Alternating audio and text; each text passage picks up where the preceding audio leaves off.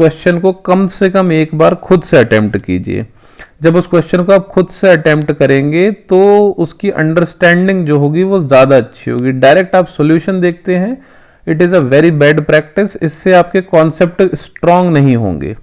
पहले आप खुद से कीजिए, गलत हो सही हो नहीं फर्क पड़ता, बट एक बार खुद से क्वेश्चन ज़रूर ट्राई कीजिए सॉल्यूशन पे आने से पहले कहीं पर भी, ठीक है। ये आपको एग्जाम्स में हेल्प करेगा, या आप IIT वगैरह दोगे या कोई भी एग्जाम देते हो तो उसमें ये चीज़ हेल्प करती है, आपका कॉन्फिडेंस बूस्ट अप करती है। तो इसलिए हमेशा सबसे पहले क्वेश्चन खुद से ट्राई कीजिए, डायरेक्ट सॉल्यूशन पर मत आइए। ये सॉल्यूशन जो बनाए जा रहे हैं ये आपकी हेल्प के लिए हैं, आपको वीक करने के लिए नहीं है। So always first attempt the question without seeing the solution. बिना सॉल्यूशन देके पहले क्वेश्चन ट्राई कीजिए, ठीक है।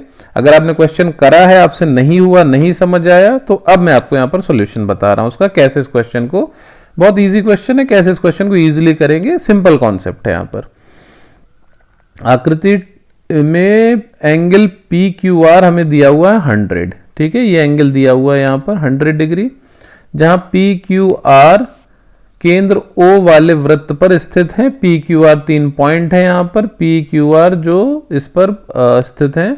एंगल OPR, ये जो छोटा सा एंगल बन रहा है ये बताना है हमें, ठीक है। अब यहाँ पर सिंपल देखो, ये जो हमें यहाँ पर एक चाप दिख रहा है, यहाँ ये केंद्र है। POR वाला जो पोर्शन है, ये त्रिज्या। अब यहाँ पर ये जो चाप दिख रहा है, इसको मैं थोड़ा सा कलर कर दूंगा, इस चाप की बात कर रहे हैं हम, ठीक है। मान लो कोई बिंदु ले लो, यहाँ पर PS ले लो, PSR, ये जो चाप PSR है, केंद्र पर चाप PSR द्वारा केंद्र पर बनाया गया कोण,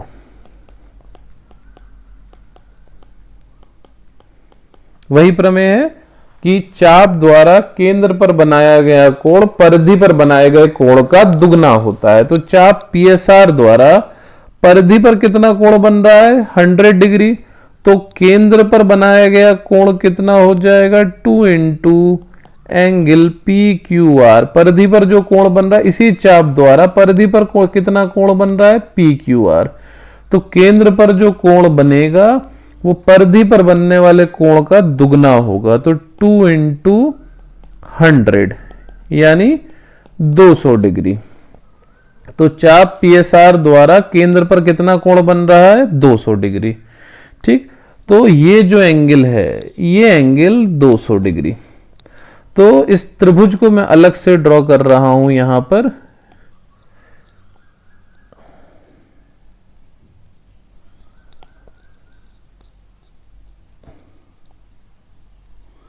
ठीक है, इसको थोड़ा सा ब्रॉड ड्रॉ किया ताकि समझने में थोड़ी आसानी हो।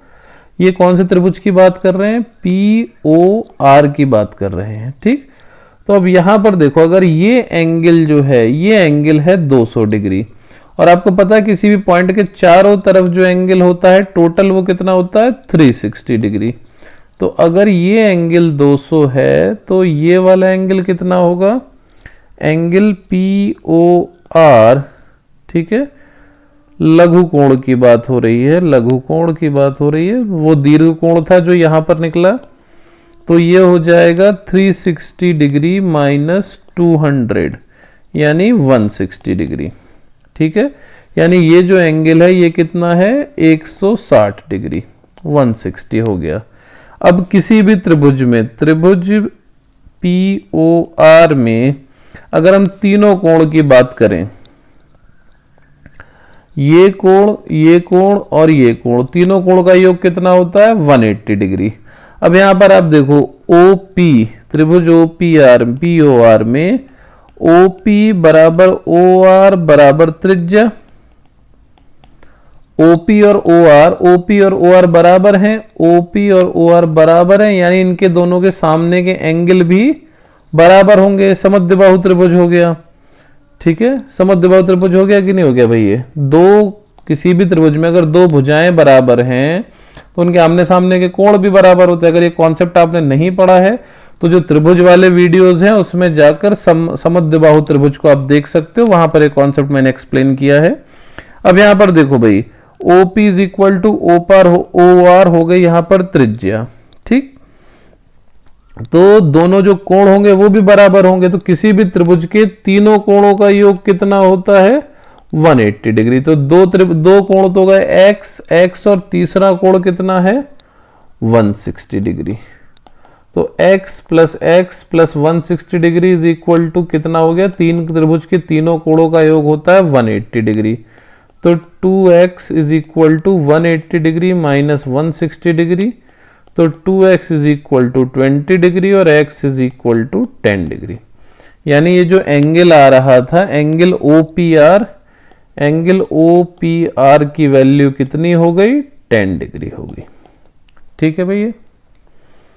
अभी इसी एक्सरसाइज का NCERT चैप्टर 10 क्लास 9 के एक्सरसाइज 10.5 का हम क्वेश्चन नंबर 4 देख रहे हैं, ठीक।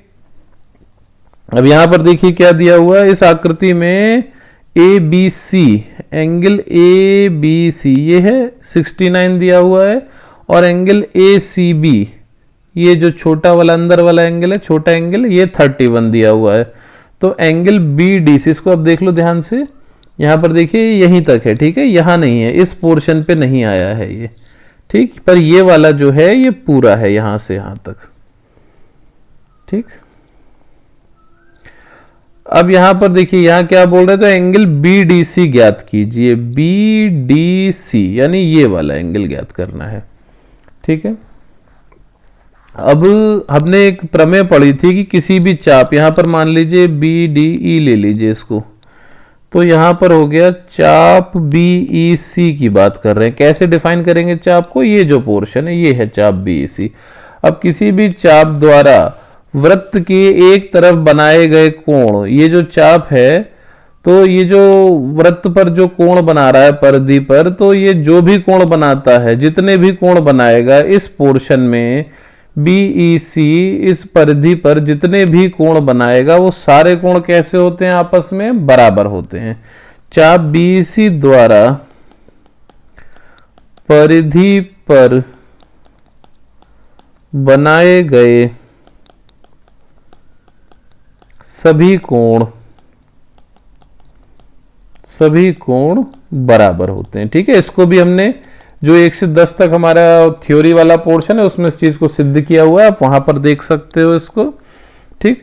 तो इस समय क्या पता चल रहा है, angle BAC is equal to angle BDC, परिधि पर बनाए गए, किसी चाप द्वारा परिधि पर बनाए गए सभी कोण बराबर होते हैं,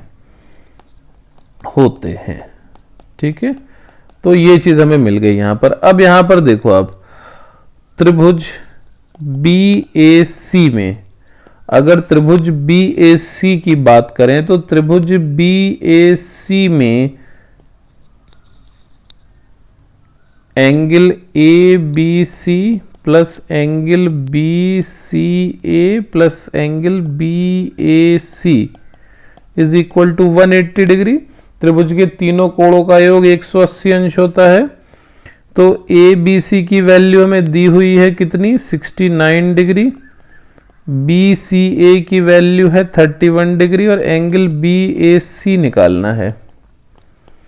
तो एंगल BAC यहां हो जाएगा 69 और 31 कितना होता है भाई, ये हो गया 100 degree is equal to 180 degree. तो एंगल BAC कितना हो जाएगा, 180 डिग्री माइनस 100 डिग्री यानी कि 80 डिग्री। और जो BAC की वैल्यू है वही BDC की वैल्यू है। तो angle BDC is equal to 80 degree. 80 degree इसका आंसर है। ठीक, क्लियर।